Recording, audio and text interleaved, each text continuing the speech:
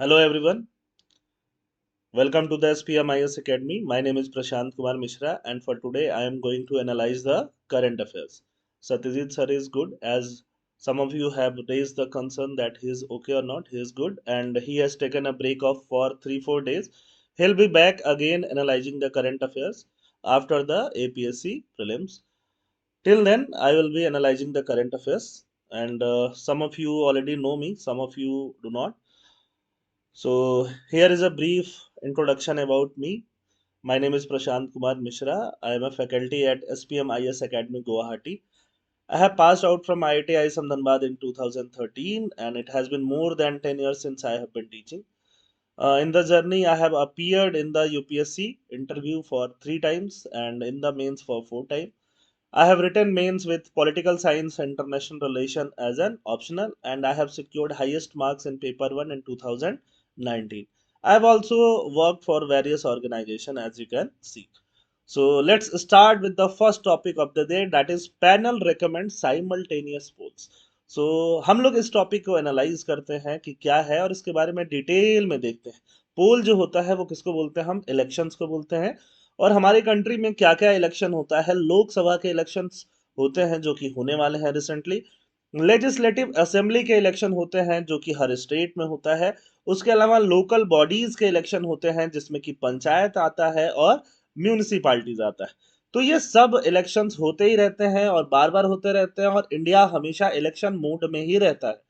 तो election mode में होने से पॉलिसीज जो हैं बहुत अच्छे से इंप्लीमेंट नहीं हो पाती हैं, करप्शन और ब्लैक मनी का यूज बढ़ता रहता है। तो उससे छुटकारा पाने के लिए साइमल्टेनियस इलेक्शन के बारे में सोचा गया कि कुछ ऐसा मैकेनिज्म डेवलप किया जाए कि 3-4 मंथ्स के अंदर सारा इलेक्शन एक बार में कंप्लीट कर लिया जाए और फिर 4.5 years तक जो कंट्री है वो आराम से चलती रहे और इलेक्शन की उसमें खास जरूरत नहीं पड़े।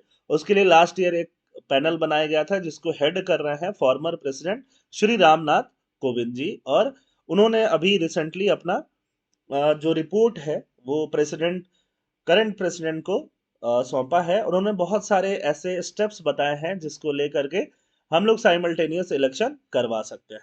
तो हम लोग स्टार्ट करते हैं कि साइमल्टेनियस इलेक्शन के लिए क्या रिपोर्ट है और कैसे होगा। तो साइमल्टेनियस इलेक्शन किसका होगा, लोकसभा का होगा और सारे स्टेट असेंबलीज का एक साथ करा लिया जाएगा। ये फर्स्ट स्टेप होगा। और फर्स्ट स्टेप के बाद सेकंड स्टेप में क्या होगा, जो म्यूनिसिपालिटीज और पंचायत हैं उनके इलेक्शन करा लिए जाएंगे 100 डेज के अंदर। तो ये सेकंड स्टेप हो जाएगा।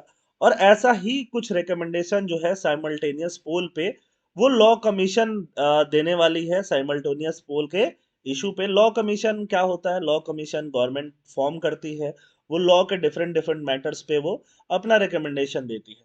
तो ये क्या अभी लागू होने वाला है, 2024 में लागू होने वाला है? नहीं, ऐसा नहीं है।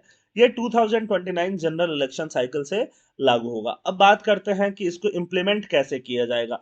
इम्प्लीमेंट करने के लिए श्री रामनाथ कोविंद जी की जो कमेटी है उन्होंने एक डेट सजेस्ट किया है। बोला है कि इस साल जो 2024 का इलेक्शन हो जाएगा और जब पहली लोकसभा जिस दिन बैठेगी उसकी फर्स्ट सिटिंग जो होगी, उस फर्स्ट सिटिंग को हम लोग एक डेट बोलेंगे, उस डेट का नाम होगा अपॉइंटेड डेट। वो डेट, ये डेट जो है अपॉइंटेड डेट क्या है, ये आपको प्रीलिम्स एग्जाम में पूछा जा सकता है। अगर आप इस साल यूपीएससी एग्जाम देने वाले हो, एपीएससी तो बहुत पास है तो अब तक पेपर बन गया होगा। और बात करते हैं ये अपॉइंटेड डेट क्या होगा। अब जैसे लोकसभा की पहली सिटिंग हो गई इस साल की 2024 की, जब नया लोकसभा आ जाएगा उसके बाद जो भी स्टेट्स के इलेक्शंस होंगे वो स्टेट के इलेक्शन पूरे 5 साल के लिए नहीं, वहां पे असेंबली बनेगी। वो असेंबली 2029 तक के लिए ही बनेगी। भले ही वो स्टेट का इलेक्शन 2025 में हो रहा है, 26 में हो रहा है, 27 में हो रहा है, उनका टर्म कब तक का होगा, 2029 तक का होगा, क्योंकि 2029 में फिर वो लोकसभा के और स्टेट्स के इलेक्शन एक साथ कंडक्ट कराए जा सके। तो ये यहाँ पे ये as a first step use किया जाएगा। ऐसा भी होता है कई बार कि गवर्नमेंट बनने को तो बन गई बट गवर्नमेंट स्टेबल नहीं है, गवर्नमेंट के अंदर ही बहुत सारा प्रॉब्लम चल रहा है। हो सकता है गवर्नमेंट जो है जिन पॉलिटिकल पार्टीज से मिलके बना है उनमें दरार पड़ जाए, गवर्नमेंट टूट जाए, है ना, हंग हाउस हो जाए। तो ऐसे केस में क्या होगा, ऐसे केस में फ्रेश इलेक्शन हो सकता है। बट फ्रेश इलेक्शन होगा और नई गवर्नमेंट बनेगी तो वो कम टाइम के लिए बनेगी। फॉर एग्जाम्पल मान लो 2024 में इलेक्शन होता है और गवर्नमेंट फॉर्म होती है, चाहे सेंटर की चाहे स्टेट की गवर्नमेंट फॉर्म होती है, और फॉर्म होने के बाद 2027 में वहां पे गवर्नमेंट जो है टूट जाती है, पॉलिटिकल पार्टीज जो है जो मिलकर गवर्नमेंट बनाए हैं अलग अलग हो जाते हैं, या एक बड़ी पॉलिटिकल पार्टी ही टूट जाती है, अलग अलग हो जाती है। फिर ऐसे केस में क्या होगा, अगर नई गवर्नमेंट बनेगी तो वो सिर्फ और सिर्फ कब तक रहेगी, 2029 तक ही रहेगी, रिमाइंडर ऑफ द टर्म के लिए रहेगी। तो ये ऐसा रेकमेंड किया गया है, और ये चीज स्टेट्स पे भी लागू होगा और लोकसभा पे भी लागू होगा। अब बात करते हैं कॉन्स्टिट्यूशन के कौन कौन से आर्टिकल हैं जिनमें चेंज की जरूरत है।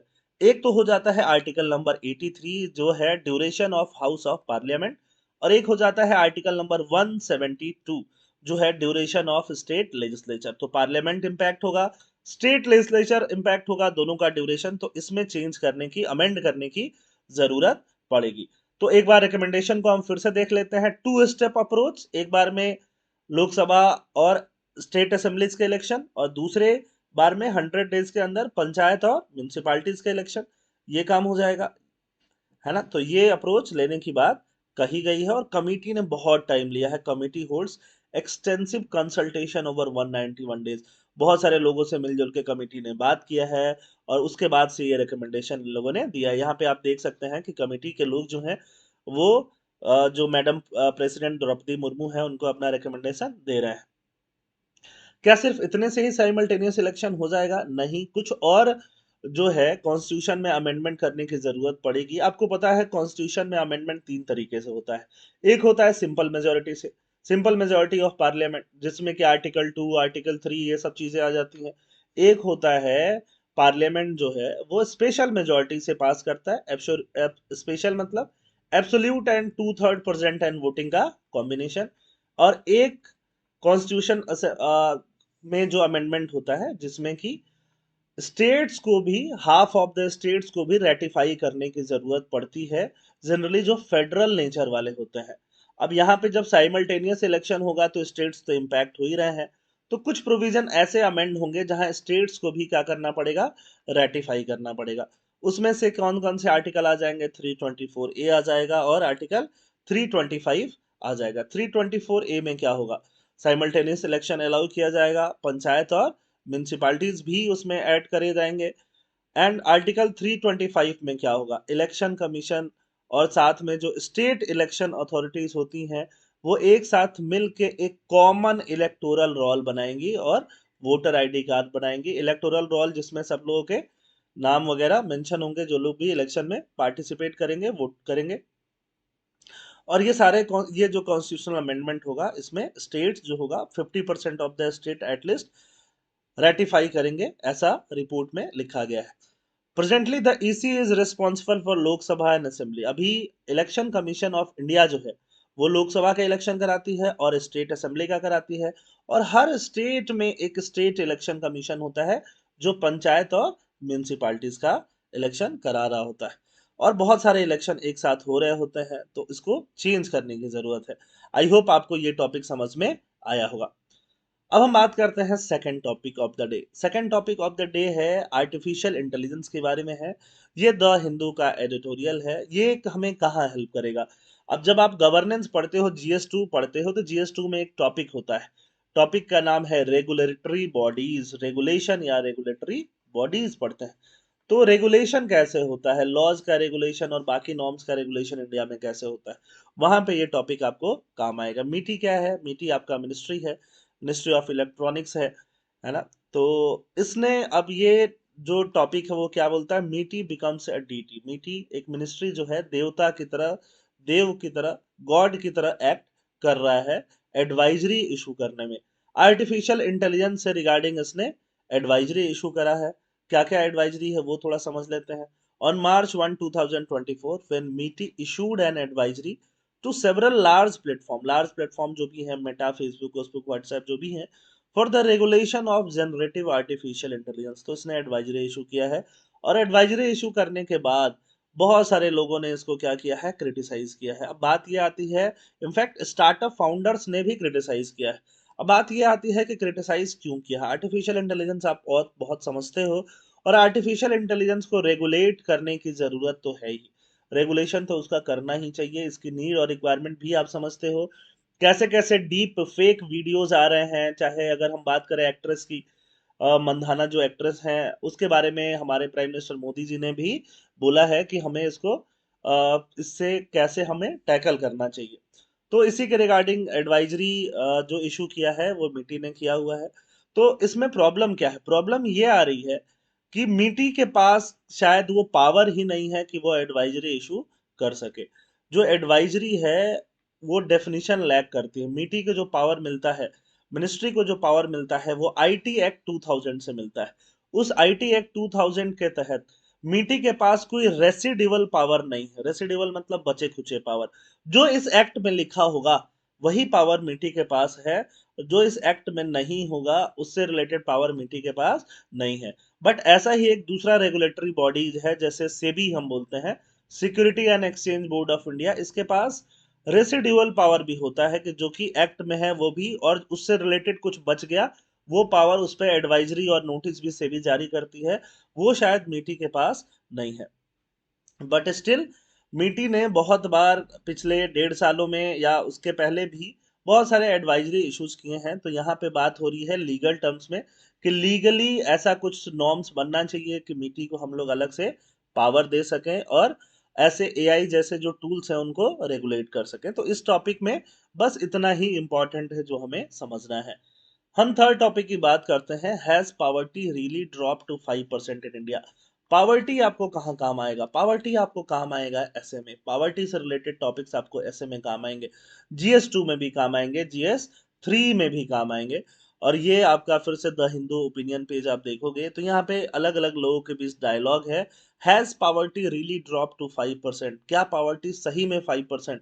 नीति आयोग ने बोला है कि इंडिया में पावर्टी 5% या उससे भी कम हो गई है। ये न्यूज है। नीति आयोग के जो बीवीआर सुब्रमण्यम है, उन्होंने बोला है कि इंडिया में पॉवर्टी किससे कम हो गई है? 5% से भी कम हो गई है। 5% से कम इंडियन कहाँ रहते हैं? बिलो पॉवर्टी लाइन रहते हैं। ये क्लेम उन्होंने कैसे किया? एक फाइंडिंग है हाउस होल्ड कंजम्पशन एक्सपेंडिचर सर्वे, कि एक हाउस होल्ड क्या क्या चीजें कंज्यूम करता है। हम लोग ऑब्वियसली फूड, क्लोथ्स और जो भी हाउस होल्ड गुड्स खरीदते हैं वो सब हम कंज्यूम करते हैं। उसके बेसिस पे उन्होंने ये बोला है कि इंडिया में पॉवर्टी का रेंज कहाँ से कहाँ तक है? 0 to 5% पे है। अब इसको एनालाइज करते हैं कि वाकई में ऐसा है कि नहीं है। तो ये है पॉवर्टी का अगर डेटा बताया जाए तो ये डेटा जो है पॉवर्टी से रिलेटेड है, जिसमें हाईएस्ट पॉवर्टी आपको कहाँ के देखने के लिए मिलेगी? बिहार में देखने के लिए मिलेगी, फॉलोड बाय झारखंड, उत्तर प्रदेश। आपको ये मल्टी डायमेंशनल पॉवर्टी देखने के लिए मिलेगी। ये डेटा नीति आयोग का ही है, और नीति आयोग के डेटा के अकॉर्डिंग बिहार में आपको हाईएस्ट पॉवर्टी देखने के लिए मिलेगी, जबकि केरला में आपको सबसे कम 0.7% लोग ही केरला में क्या है? मल्टी डायमेंशनली पुअर है। अब बात करते हैं कि क्या सही में पॉवर्टी 5% से कम हो गई है कि नहीं हुई है। तो इसको हम लोग पहले कंपेयर करते हैं। अगर हम 2011-12 से बात करें, 2011-12 में पॉवर्टी कितना था? 12.5% के आसपास था। और अभी कितना है? 5% से कम हो गया है। बट ये जो पॉवर्टी का लाइन है हमारा, वो 2011-12 के अकॉर्डिंग ही काम कर रहा है। अगर हम बात करें रूरल एरियाज में, तो रूरल एरियाज में अगर पर पर्सन 1500 रुपीज से ज्यादा का अगर कंजम्पशन है तो वो पॉवर्टी लाइन में नहीं आता है। अगर अर्बन एरियाज में 1800 रुपीज से ज्यादा का कंजम्पशन है तो भी वो पॉवर्टी लाइन में नहीं आता है। तो अब हम बात करते हैं, we have move from something like 12.5% जो कि 2011-12 में था, टू 2% इन 2022-23। मतलब अभी का डेटा ये बोलता है कि पॉवर्टी 5% से कम है, 2% के आसपास शायद होगी। और पहले का डेटा ये कहता था कि हमारी पॉवर्टी 12.5% के आसपास है। बट ये तब है जब हम पॉवर्टी लाइन जो है वो पुराना वाला ही ले रहे हैं।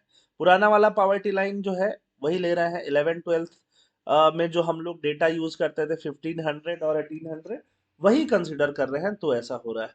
अगर हम वर्ल्ड बैंक के हिसाब से जाएं तो वर्ल्ड बैंक के हिसाब से हमारे इंडिया में रूरल एरियाज में 25% लोग, 25% लोग आपको बिलो पॉवर्टी लाइन दिखेंगे, और अर्बन एरियाज में 11% दिखेंगे, और नेट नेट आपको 21% लोग बिलो पॉवर्टी लाइन दिखेंगे। तो इससे देख के ये समझ में आता है कि हमारा पॉवर्टी लाइन जो है, नीड्स जो है, वो पुराना है, उसको रेज करने की जरूरत है। और पॉवर्टी शायद हम लोग पुराने स्केल पे कंसीडर कर रहे हैं, उसके बाद से इन्फ्लेशन बहुत बढ़ गया है, तो हमें उसको चेंज करने की ज़रूरत है।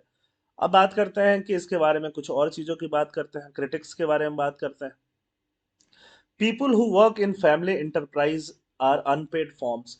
कुछ लोग फैमिली इंटरप्राइज में काम करते हैं, घर की दुकान में काम कर लिया, घर के बिजनेस में काम कर लिया, वो लोग अनपेड होते हैं, उनके बारे में कई बार बात नहीं की जाती है। अगर हम पीरियोडिक लेबर फोर्स सर्वे की बात करें तो उसमें ये बताता है कि 35% वुमेन वर्कर जो है वो क्या है, अनपेड है। और ये जो पॉपुलेशन है, ये जो संख्या है, पहले कितना था, 32% था। तो ये सब डायरेक्टली आप जीएस पेपर 2 और जीएस पेपर 3 में यूज कर सकते हो। चाहे ये डेटा हो गया और चाहे ये जो पावर्टी लाइन का डेटा हो गया, ये दोनों आप GS paper 2 and GS paper 3 में अगर आपको जहां भी पावर्टी से रिलेटेड क्वेश्चन आए या अनएम्प्लॉयमेंट से रिलेटेड क्वेश्चन आए, आप यूज कर सकते हो। If you look at only the paid employment rate, it's only 48% for main. Main के लिए पेड एम्प्लॉयमेंट कितना है, 48, और वुमेन के लिए पेड एम्प्लॉयमेंट कितना है, 13। ये कौन बोलता है, PLFS जो हमारा सर्वे होता है वो बोलता है। फिर आता है नेशनल सैंपल सर्वे ऑर्गेनाइजेशन। ये क्या बोलता है, ये बोलता है कि हमारी पॉवर्टी में भी कम हुई होगी, बट हमारा रियल कंजम्पशन जो है वो सिर्फ 3% पर एनम बढ़ा है। रियल कंजम्पशन जो लोग हैं, हाउस होल्ड है, वो कितना ज्यादा कपड़े और खरीद रहे हैं, कितने ज्यादा जूते खरीद रहे हैं, कितने ज्यादा फास्ट मूविंग कंज्यूमर गुड्स खरीद रहे हैं, बिस्किट्स खरीद रहे हैं, साइकिल्स खरीद रहे हैं, बाइसिकल खरीद रहे हैं। तो अगर हम उसकी बात करें तो वो कंजम्पशन हमारा सिर्फ ऑलमोस्ट 3% से ही बढ़ा है। अगर हम बात करें टू व्हीलर्स की, तो डीमोनेटाइजेशन 2016 में हुआ था, उसके बाद से जो टू व्हीलर्स हैं उनका डिमांड स्टैग्नेंट हो गया। मतलब एक लोअर मिडिल क्लास जो लोग हैं या मिडिल क्लास जो लोग हैं वो टू व्हीलर्स भी इतना ज्यादा नहीं खरीद रहे। इसका मतलब कंजम्पशन हमारा कम ही है, बट ग्रोथ तो हो रहा है, जीडीपी ग्रोथ तो हर साल दिख रहा है। तो जीडीपी ग्रोथ कैसे होगा, या तो कंज्यूम करने से होगा, जितना ज्यादा हम लोग कंज्यूम करेंगे उतना ग्रोथ दिखेगा, और या तो कैपिटल एक्सपेंडिचर से होगा। तो गवर्नमेंट बहुत ज्यादा कैपिटल एक्सपेंडिचर पे ध्यान दे रही है, रोड्स बनवा रही है, हाईवेज बनवा रही है, हर जगह आपको हाईवेज दिखेगा। तो इसके वजह से जो है आपको जीडीपी ग्रोथ दिख रही है। तो अभी जरूरत किस चीज की है कि मास कंजम्पशन जो है वो स्टैग्नेट कर गया है, मास कंजम्पशन बहुत ज्यादा नहीं हो रहा है। तो इसका मतलब वाकई में लोगों का जो लेवल है पॉवर्टी से बाहर निकलने का वो बहुत अच्छा नहीं है, और पुराने डेटास को, पुराने पैरामीटर्स को चेंज करने की जरूरत है। अब हम बात करते हैं अगला टॉपिक। अगला टॉपिक जो है वो है इलेक्टोरल फंडिंग को लेके टॉपिक है। ये इंडियन एक्सप्रेस का टॉपिक है। इसके पहले हमने जो टॉपिक डिस्कस किए वो द हिंदू के टॉपिक डिस्कस किए, इलेक्टोरल फंडिंग। इलेक्टोरल फंडिंग काफी दिन से न्यूज में है, जब से इलेक्टोरल बॉन्ड को सुप्रीम कोर्ट ने क्या दिया है, अनकॉन्स्टिट्यूशनल दिया है।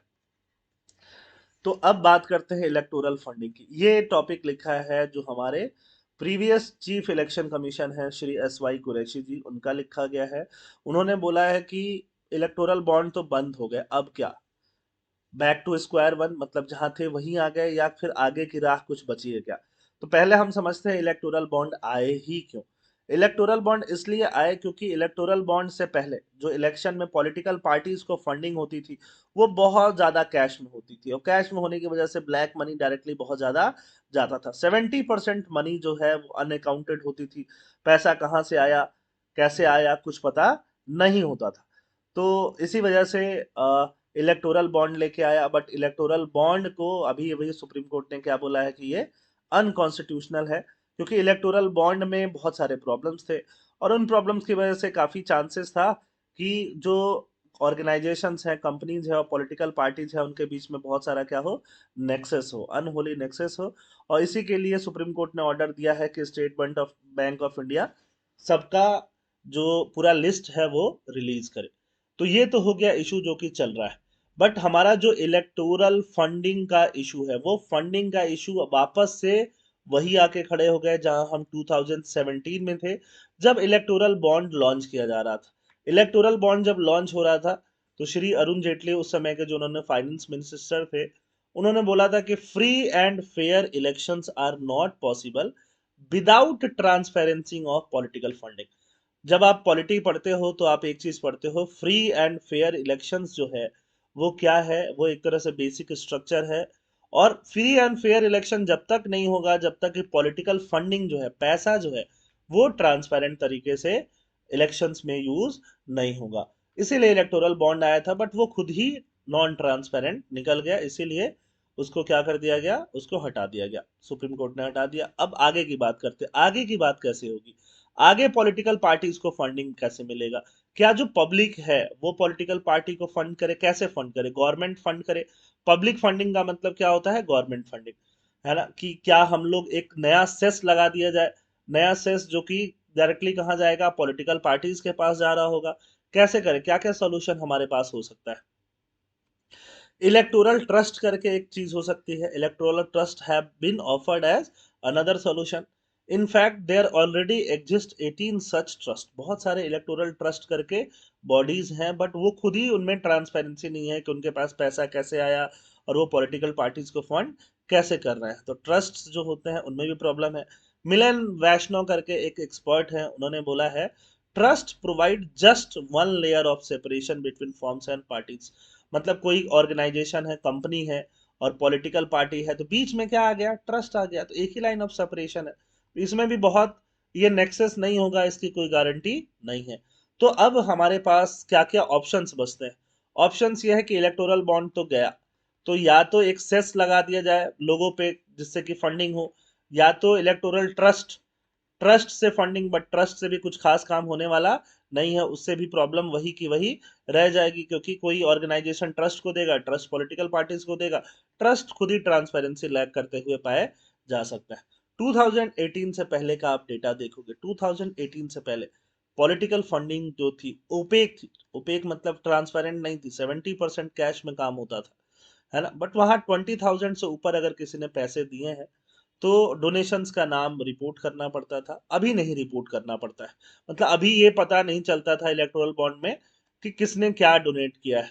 तो इससे ये होता था कि मान लो अगर एक कंपनी ने एक पार्टी को डोनेट किया तो दूसरी पार्टी नहीं जान पा रही है, तो उसको उस तरह से थ्रेटन नहीं किया जा रहा है, तो ये एक फायदा यहाँ पे हो रहा था। बट क्विड प्रो को मतलब क्या होता है कि एक दूसरे की हेल्प कर रहे हैं, पॉलिटिकल पार्टी और बिजनेस दोनों एक दूसरे की हेल्प कर रहे हैं, ये चांसेस काफी ज्यादा बढ़ गए थे, किसमें, इलेक्टोरल बॉन्ड में बढ़ गए थे। अब बात करते हैं कि वे फॉरवर्ड क्या हो सकता है। तो एक तो सेस की बात हो गई वे फॉरवर्ड में, है ना। सेस के अलावा और क्या बात हो सकता है। इंद्रजीत गुप्ता कमेटी करके एक कमेटी बनी थी 1999 में। उन्होंने क्या बोला था कि पार्शियल पब्लिक फंडिंग होना चाहिए। पार्शियल पब्लिक फंडिंग मतलब कुछ तो पॉलिटिकल पार्टी लगा रही है और कुछ पब्लिक फंडिंग मतलब गवर्नमेंट का एक फंड बनना चाहिए जहां से पॉलिटिकल पार्टीज को क्या जाना चाहिए, पैसा जाना चाहिए। बट वो क्या सारे पॉलिटिकल पार्टीज को जाना चाहिए, नहीं। उन पॉलिटिकल पार्टीज को जाना चाहिए जिनके पास इनर पार्टी डेमोक्रेसी हो। इनर पार्टी डेमोक्रेसी मतलब उनका लीडर चुनते समय उनके जो मेंबर्स हैं वो पार्टिसिपेट कर रहे हो। बट इनर पार्टी डेमोक्रेसी खुद ही एक ड्रीम के जैसा है। बहुत सारी पार्टी जो है डायनेस्टिक पार्टी है जो नहीं है, उनमें भी इनर पार्टी डेमोक्रेसी देखने के लिए नहीं मिलता है, तो इसीलिए ये वाला रिफॉर्म नहीं हो पाया। State funding of election is often mentioned as a solution, but the problem is it is impossible to keep tab on money spent in election। कितना पैसा खर्चा होगा उस पे टैब रखना भी एक मुश्किल चीज हो जाती है। It will lead to rise of non serious candidate. अगर स्टेट खुद ही फंड करने लग जाए तो नॉन नॉन सीरियस कैंडिडेट बहुत आ जाएंगे, खुद का पैसा तो लगेगा नहीं या कम लगेगा, तो वैसे केस में बहुत सारे नॉन सीरियस कैंडिडेट भी आ जाएंगे। एक जो सबसे अच्छा सॉल्यूशन लगता है एस वाई कुरैशी जी को, तो आप यहाँ पे डायरेक्टली मेंशन कर सकते हो जब आप एग्जाम में लिखोगे एस वाई कुरैशी का नाम, कि उनको एक ऐसा जो सॉल्यूशन लगता है वो है नेशनल इलेक्शन फंड बनाना। एक फंड ही बना दो। Corporates and other private entity could be solicited to donate this fund with income tax concession already available for political donation. अगर कॉर्पोरेट जो है, बड़े कॉर्पोरेट जैसे अगर हम अंबानी अडानी टाटा बिरला किसी की भी बात कर लें, वो अगर इलेक्शन इलेक्शन फंड में डोनेट करती हैं, नेशनल इलेक्शन फंड में, तो उस पैसे पे उनको क्या मिलेगा, इनकम टैक्स का कंसेशन मिलेगा जो पहले से भी अवेलेबल है। That would take away the alleged fear of corporate of harassment from rival party. अब पैसा उनका इलेक्शन फंड में जा रहा है, किसी पार्टी को नहीं जा रहा, तो राइवल पार्टी उनको परेशान भी नहीं करेंगे। इस incidentally for 70 years they have been donating without any reprisal, which seems to be a new phenomena, real और इमेजिनरी। तो ये बात एक नेशनल इलेक्शन फंड होगा जिसमें डायरेक्टली कॉर्पोरेट डोनेट कर पाएंगे, ये बात इन्होंने बोली है। According to a study in 2012 में एक वर्ल्ड वाइड स्टडी हुई थी, और उसमें यह बताया गया था कि अगर वर्ल्ड की हम कंट्रीज की बात करें, जिसमें 180 कंट्रीज एनालाइज किया गया था, 71 नेशन में ऐसा स्टेट फंड था, जैसे नेशनल इलेक्शन फंड है वैसा ही स्टेट फंड था, जिससे कि पॉलिटिकल पार्टीज को नंबर ऑफ वोट्स कितने उनको मिल रहे हैं उसके बेसिस पे उनको पैसा डोनेट होता था। तो नेशनल इलेक्शन फंड से जिस हर पार्टी को पैसा मिलेगा, जिसके वोट शेयर ज्यादा होगा उसको ज्यादा मिलेगा, इस हिसाब से दिया जाएगा। There appears no reason why it can not work in India, क्योंकि बहुत सारे कंट्री में ऑलरेडी वर्क कर रहा है, तो इंडिया में भी वो वर्क कर सकता है। There may be some possible question, जब इसको इम्प्लीमेंट किया जाए तो बहुत सारा ऑपरेशनल क्वेश्चन आ सकता है, डिटेल्स ऑफ न्यू पार्टीज के बारे में बात हो सकती है, इंडिपेंडेंट कैंडिडेट को कैसा फंड मिलेगा इससे उसकी बात हो सकती है, बट सबको डिस्कस भी किया जा सकता है और एड्रेस भी किया जा सकता है इन फ्यूचर। आई होप आपको ये सारी बातें समझ में आई होंगी, और जो टॉपिक्स हमने डिस्कस किया, ये टॉपिक डायरेक्टली आपको मेंस के लिए इंपॉर्टेंट है, जो कि जीएस पेपर 2 के लिए होगा। Thank you. जय हिंद।